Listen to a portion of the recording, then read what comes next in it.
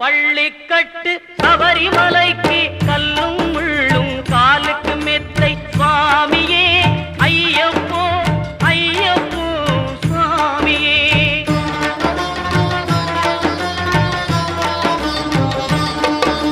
நெய்யபிஷேகம் சுவாமிக்கே கற்பூர தீபம் சுவாமிக்கே ஐயப்பன்மார்களும் கூறிக்கொண்டு ஐயனை நாடி சென்றிடுவார் சபரிமலைக்கு சென்றிடுவார் சுவாமியே.